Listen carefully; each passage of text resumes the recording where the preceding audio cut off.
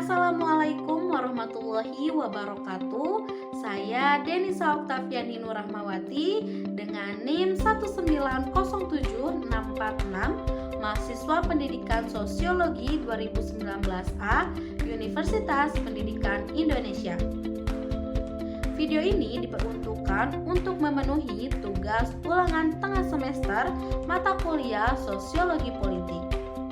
Nah, pada video kali ini saya akan membahas materi mengenai rekrutmen politik. Dalam Peraturan Perundang-undangan Pasal 29 Undang-Undang Nomor 2 Tahun 2011 tentang partai politik.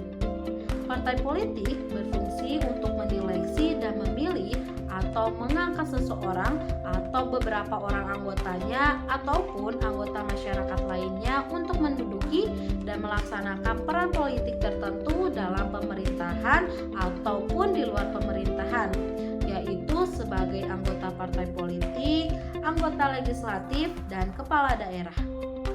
Kemudian, partai politik dalam melakukan rekrutmen secara ideal ini berpedoman pada sejumlah prinsip yang berlaku secara umum ataupun lazim dalam proses kandidasi.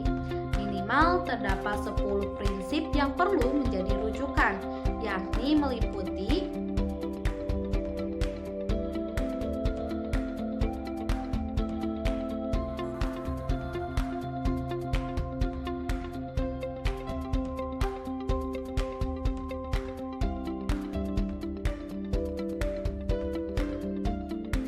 selanjutnya mengenai sistem rekrutmen politik.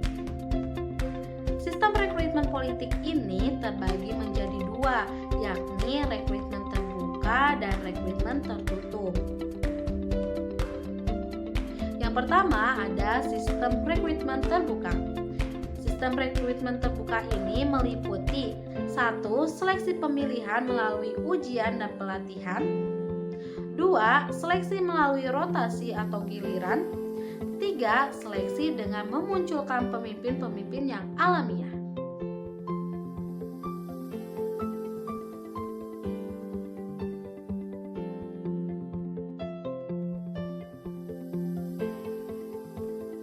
Nah, kemudian yang kedua ada rekrutmen tertutup. Rekrutmen tertutup ini meliputi 1. Seleksi melalui penyortiran.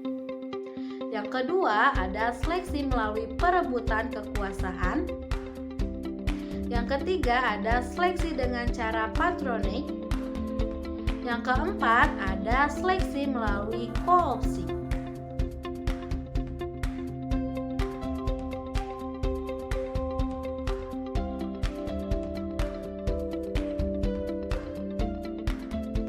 Selain itu juga partai politik dalam proses merekrut dan menyeleksi beberapa orang anggota calon politiknya tentunya terdapat problem dan tantangan. Problem rekrutmen politik di sebagian parpol di Indonesia pada umumnya terkait dua jenis rekrutmen, yakni 1. Rekrutmen kepengurusan.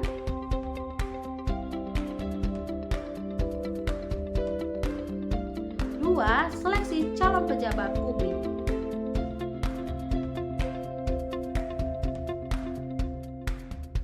Nah, kemudian ada tantangan terbesar partai politik dalam melembagakan rekrutmen politik ini, terutama meliputi 1. Belum tumbuhnya kultur persaingan secara sehat dalam kehidupan politik, baik di tingkat lokal maupun nasional. Tantangan kedua yaitu melembaganya kepemimpinan personal dan oligarkis di sebagian parpol pasca Orde Baru.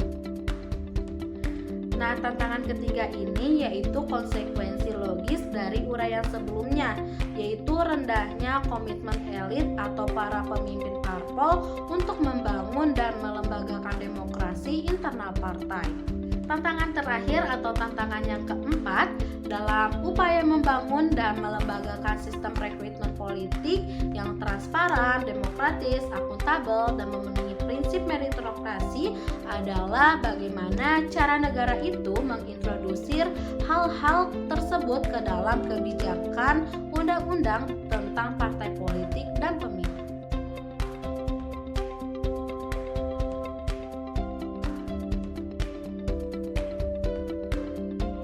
Sekian yang dapat saya sampaikan, kurang dan lebihnya mohon dimaafkan. Wassalamualaikum warahmatullahi wabarakatuh.